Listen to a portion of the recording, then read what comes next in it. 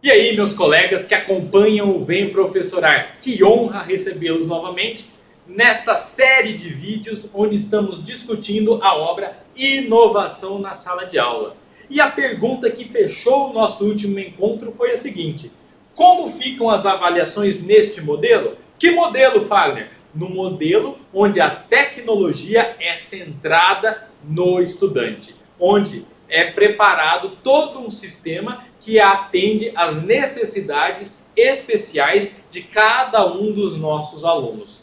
E para a gente refletir sobre como ficam as avaliações nesta nova perspectiva, antes é importante que a gente faça uma reflexão de como é o sistema hoje. E aí o autor abre a conversa fazendo a seguinte reflexão: hoje, o tempo destinado ao aprendizado das matérias é fixo, mas o grau de aprendizado varia significativamente. O que significa isso? Que eu tenho aquele tempo de aula, por exemplo, 50 minutos para explicar um determinado conteúdo. E aí eu trabalho aquele tema e o tempo é fixo, acabou a aula, acabou o tempo do aprendizado. E aí eu parto para a próxima lição, partindo do pressuposto que todos os meus estudantes aprenderam aquele tema dentro daquele tempo específico em que ele foi trabalhado.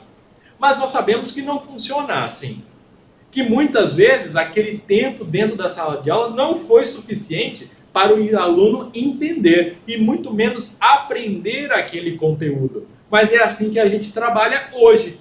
O tempo é fixo e o aprendizado é variável. Essa é uma primeira reflexão muito interessante que nos é trazido aqui na obra Inovação na Sala de Aula.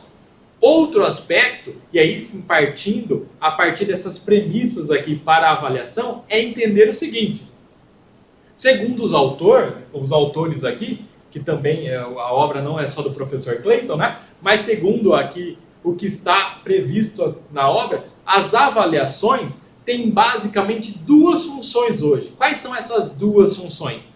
Determinar a extensão do conhecimento adquirido pelos alunos sobre uma matéria e se estão prontos para seguir em frente. Essa é a primeira função. A segunda função é fazer uma comparação entre eles.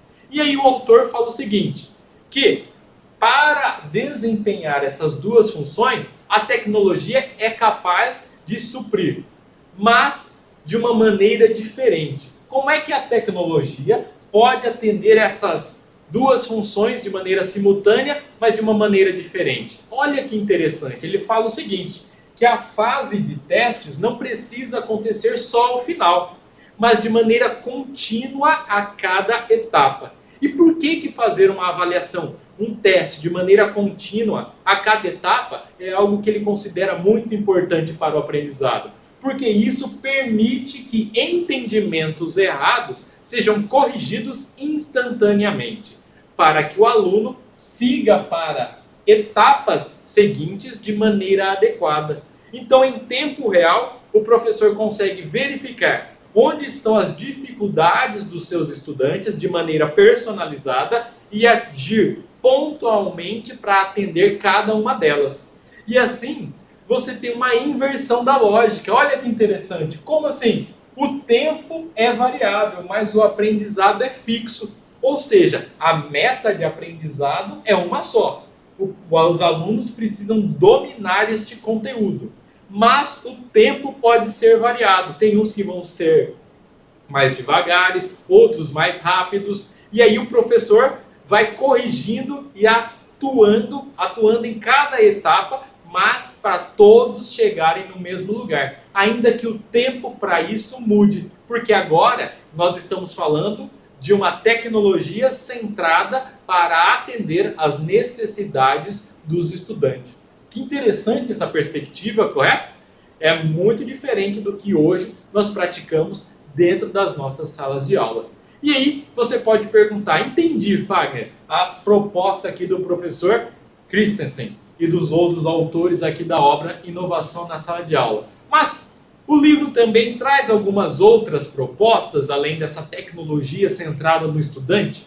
Sim, uma delas envolve o impacto dos primeiros anos sobre o sucesso dos alunos. E é isso que nós vamos discutir no próximo vídeo, o impacto dos primeiros anos no sucesso dos nossos estudantes. Eu agradeço a sua audiência e te espero logo mais para continuarmos debatendo a obra Inovação na Sala de Aula. Tchau, tchau!